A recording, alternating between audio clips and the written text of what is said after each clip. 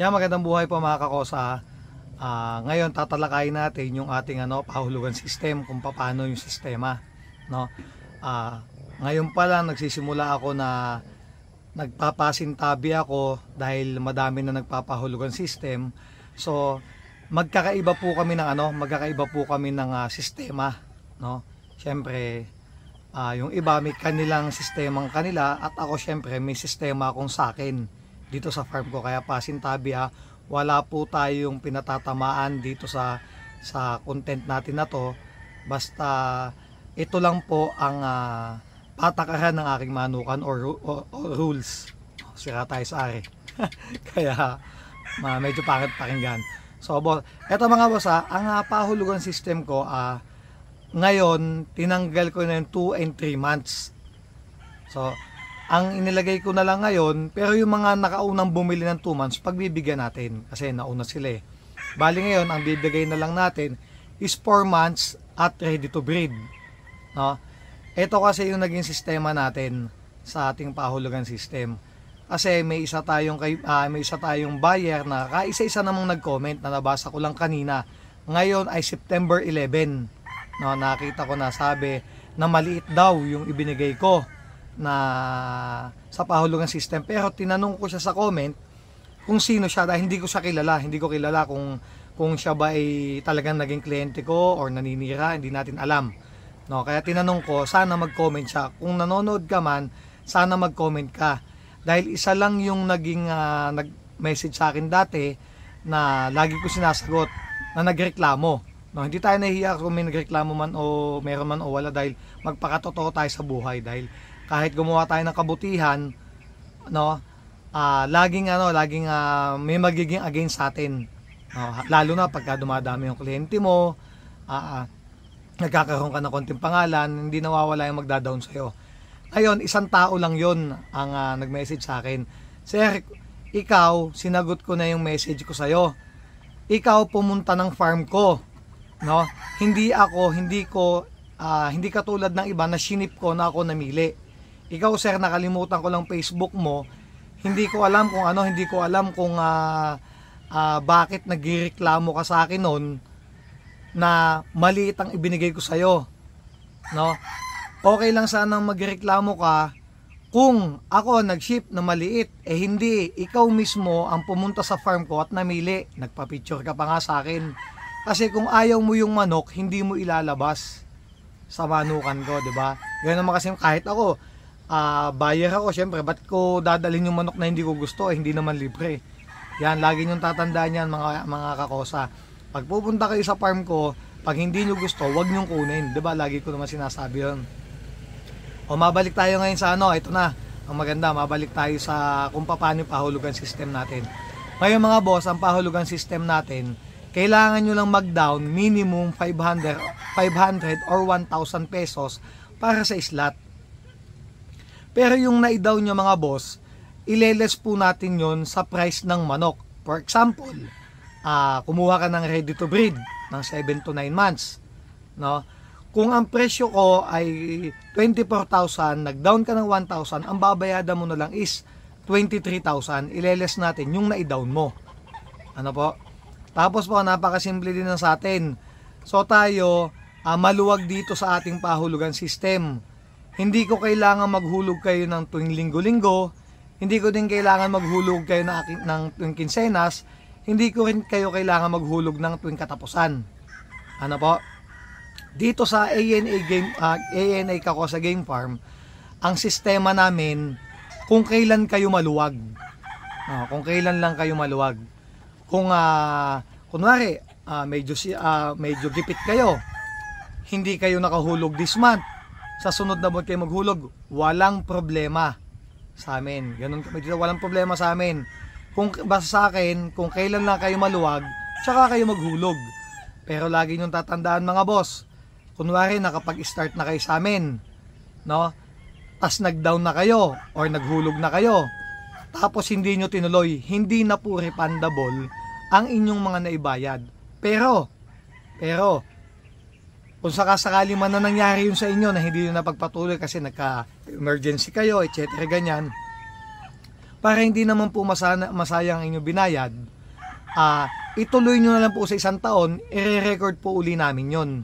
Ano po? I-record po uli namin para naman di masayang yung inyong na-down or naihulog. Ganun po ang sistema dito sa ANA Kakosa Game Farm. Ganun kaluwag. Hindi kami humahangad ng maghulog kayo weekly, hindi kami naghahangad na maghulog kayo ng every quincenas, hindi din po kami naghahangad na maghulog kayo monthly. Kung kailan lang kayo luwag. Tapos po mga boss, sa akin, ulitin ko ulit, pangalawang pagkakataon, kung sikip kayo ngayong buwan na to at may problema kayo, pwede kayong sa sunod na buwan maghulog. Sa amin po is walang problema. Pero lagi nyo pong tatandaan, dito po sa amin, hindi nyo makukuha ang manok nyo nang hindi po kayo fully paid. Kasi syempre, nadala na din po ako dahil meron po akong ilan-ilan sa mga kliyente na pinadala ko yung manok. Ngayon, hindi na po mga nagbabayad. So, shoutout sa inyo mga hindi nagbabayad. Sana naman mahiya kayo.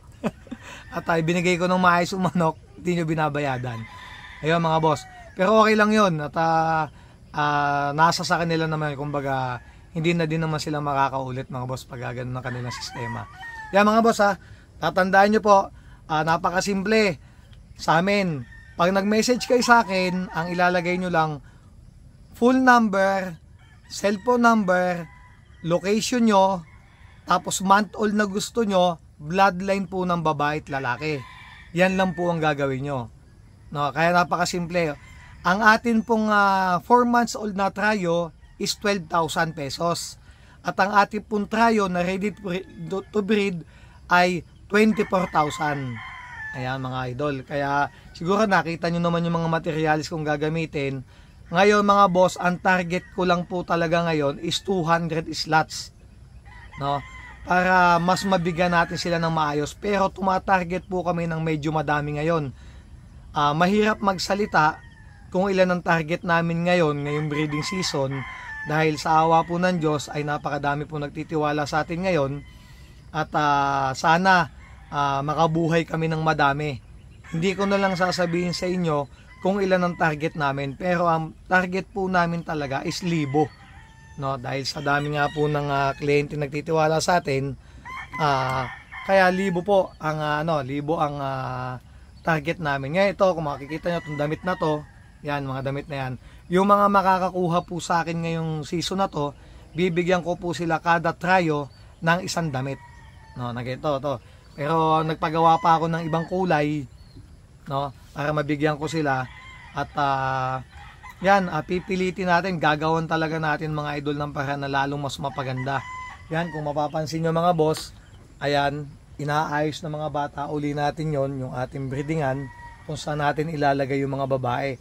So ulitin natin na lagang paulit-ulit, no, na ang gagayahin ko naman ngayong sistema is yung kay Red Game Farm, no, na wala sila sa battery cage. Although may napakita na akong inayos namin sa battery cage, pero parang mas nakikita ko na ang mas maganda sila doon na laya yung babae, no, dahil kasi hindi sila masyadong stress kasi sa battery cage. Ang pansin ko, pumapangit ang balahibo nila tsaka medyo stress. Pero hindi ko po sinabi na pangit sa battery cage, wala po ako sinasabi dahil last year po battery cage po kami talaga. Kumbaga may ginaya lang ako yan ng Red Game Farm dahil syempre idol natin yan Kaya ginaya ko yung kanilang sistema sa breeding. Yan mga boss uulitin ko, ang atin pong price ng 4 months old is 12,000. Ang atin pong presyo ng ready to breed is 24,000. Yan po para sa akin is pangmasang presyo na din. At saka kita nyo naman mga kakosa na namimili din talaga tayo ng maayos na materyales. Pero nagpapasalamat ako sa sobrang dami ng sumusuporta na ngayon sa ANA Kakosa Game Farm. Lalo na po sa bloodline ko na Super Dome at mga Swight. Ang dami po talaga sa aking order. Umasa po kayo na sana maayos uli po ang makuha nyo gaya nung dati.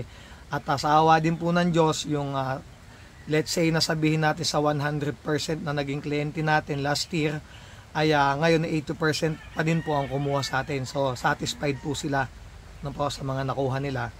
At may mga kaibigan sila na mga kumuha sa ating panibago. no? Kaya mga boss ha, start na po ulit tayo kumuha sa ating pahulugan system. Kaya sana mabigyan po talaga namin kayo na mas maayos pa na magiging materialis nyo. Ano po mga boss? At yun, mamaya gagawa tayo nung shoutout natin. Sana po wag magtatampo yung hindi ko na siya shoutout dahil kasi hindi ko naman po lahat ma-shoutout mga boss ha. Ayan, bali ulitin ko mga boss. Pag kayo nagsimula sa ating pahulugan, hindi po refundable pag kumayaw na kayo ha. Ayan. At saka mga boss, kaya po tinanggal ko talaga yung 2 and 3 months old. Kasi yung mga yan mga sir, mga bata pa. No? Kung talagang tunay kayong breeder, at breeder na talaga kayo noong pa man, alam nyo yan. Kasi sa range nyo, di ba hindi nawawala ng bully pag naglalaban na yung iba. No? Tsaka lagi nyo iisipin, kunwari, yung bully nyo, inihiwalay nyo na. Di ba? Inihiwalay nyo na yung bully nyo. Minsan, pag nag-stag na sila, siya ang pinakamalaki. Ang lumalabas, siya ang pinakamaliit. Pag nagsilakihan na sila. Tapos lagi nyo tatandaan, yung 2 to 4 months old, no, iba pa din yan, hindi pa din sila mga buo ang katawan. Para sa akin dahil talaga namang syempre, mga bata pa sila, nasa range pa sila. Kaya kung tatanungin ko kayo ngayon, sagutin nyo sa comment ko, di ba, alin ang mas lalaki? Yung nasa range, alin na mas lalaki ng ayos yung nasa range or yung nasa 3x3? Di syempre hindi naman tayo pare-pares ng alaga. So hindi naman natin sir minamaliit yung mga maliliit na backyard breeder na walang gantong kalaking range. So ako mga idol, tandaan nyo, lagi ko sinasabi, ako po nagsimula sa napakaliit na manukan. Asya lang ata pong talya doon, mga 10 lang ata noong mga panahong yun. So syempre, pag ang manok mo is nasa range, mas mabilis sila lumaki. No, kasi nakakatakbo sila, nakakapaglaro sila, nakakatuka sila ng kung ano man, no, kung yung insektong okay ba yun o hindi, kaya minsan namamatayan tayo dahil pag nakatuka sila ng insektong laso, patay yun. Tas kung nasa 3x3 naman mga idol, hindi sila mas nakakaikot ng ayos, no, hindi sila nakakapaglaro kung sa 3x3 na nakalagay. Kaya mga boss, iba pa din yung lumalaki sa range area kasi mas para sa akin mas magiging healthy sila doon. Pero ulitin ko, pasintabi, hindi porkit nasa 3x3, hindi po sila maging healthy. No, ang sinasabi ko lang po dito ay mas para sa akin, mas lalaki na mas malusog kung nasa range area po sila na malaking pwesto gaya ng ganitong klase. Yan mga boss, iba po siguro. Yan pasintabi po ulit sa nag-aalaga sa 3x3 Hindi po tayo nagmamagaling. Tayo po ay based po sa experience ko lang. Yon. Kaya kung ako po sa inyo talaga mga boss, at bibili din lang kayo ng materials para sa akin, ang kunin nyo na po mga boss, yung ready to breed na. Bakit ready to breed ang aking sinasabi sa inyo? Unang-una, kita nyo na yung figura ng manok. Yung hipo ng katawan. Tapos may ispar nyo pa. Paano nyo po may ispar ang 2, 3, 4 months? Hindi pa po yan mga naglalaban. Nasa range pa po yan. Kumbaga babago pa po sila mga lumalaki. Ano po? Kaya, pero hindi ko naman sinabi na hindi din magiging maayos ang performance natin. Ang sinasabi ko lang, kung may extra kayong pera, mas maganda po mga idol, yung ready to breed na lang kunin nyo. Para at least, pumunta man kayo dito sa farm ko, makikita nyo yung manok, maihipo nyo, maibibitaw nyo. So makikita nyo talaga yung figurang gusto nyo. Ano mga boss? At dito sa farm ko, hindi po talaga ako nag-a-out ng payat na manok. Yan, yung po na ipagmamalaki, hindi po ako nag-a-out ng payat na manok. Talaga sinisikap ko po talaga na maganda ang katawan ng mga nakukuha nyo. Yan mga boss Ayan. Yan, sa mga makakapanood po uli ng vlog na to, ako po ay lagi nagpapasintabi at wala po tayong pinatatamaan kasi sana respeto sa isa't isa. Ngayon yung mga vlogger, respeto din na ito yung aking kumbaga nasa isip lang. Wala tayong gustong masagasaan, lahat gusto ko lahat kaibigan. Yan mga boss At ulitin ko, nagpapasintabi ako kung ako ay kung may nasabi man po akong mali, pagpasensahan niyo na po ako. At wala ho akong gustong kaaway. Ang gusto ko talaga sa totoong buhay lahat ay kasundo ko or kabate. At mahirap po yung may kaaway. At saka pwede sabihin, hindi po kasi ako nag-e-edit So kung may mali man ako nasabi, hindi ko na pinapanood, hindi ko na kinakat. Kaya sa akin dito sa vlog ko or content ko, dire-diretso lang po ako magsalita. Kaya ulitin ko ulit, patatlo pa lima sinabi ko na ako po ay humihingi ng dispensa sa mga kapanood ko. May nasabi po ako mali dito sa content ko na ito. Yan, ito po yung pahulugan system natin. At ito, kung gusto nyo akong makontak sa Facebook account ko, i-search nyo lang po ang AENAGF. Yun po ang aking Facebook account. At ang cellphone number ko ay 0956 531 5795. Hindi ko po kasi kamisado cellphone number ko. Kaya yan, kontakin nyo lang po yung number na yan at ako po mismo ang sasagot nyo. Eto na, shoutout tayo sa ating mga sa mga tropa natin, no. Shoutout kay Sabungerong Mangyan, kay Husman, Ricardo Tagacanoa from Qatar, Romeo from Bantayan, Christopher Sonalca from Macau International Airport, kay Ronald Tolentino from Toledo City, Cebu, Julius Atando, Leonel Inanya from Bermuda Triangle, Arnel Brondo from Ibaan, Batangas. Ba taga Ibaan, boss, pasyal ka dito sa farm ko. Kay Jeffrey Ingreso from Cebu, Jerome Abdon from Lucena City, Danny Macmado from Hong Kong. Meron ba? Ito ba? Kay Vincent Espina from Cebu City, kay Anjo Backyard, kay Dodi Paharillo from Bagong Sikat, Cabanatuan City, kay Roy Malipay from Molino, Bacoor, Ricky Villanueva from Dubai, Thomas Aguila from Dubai din, April Cristina, tapos kay June Pili from Los Angeles, California. Yan, shoutout sa, hindi ako masyado marunong mag-English. Yan. Kay Alakdan Game Yard from Tondo, Manila. Rodel Bulingkong, Josdado Isman, Reggie Aquino from Ilocos Norte, kay Gilbert Santos from Saudi. At ito, last na to. Sa mga gusto magpa-shoutout, kay sinulat pa pala ng asawa ko. Sa gusto mga magpa-shoutout, sulat nyo lang ang mga pangalan nyo para ma-shoutout kayo, sabi ng aking asawa. Yan. Maraming salamat po at ito po ang inyong kaibigang ANA Kako sa Game Farm. Mabuhay po kayong lahat at ingat po lagi tayo, lalo na sa pagtawid-tawid. Yan. God bless po sa inyo lahat. Maraming salamat po.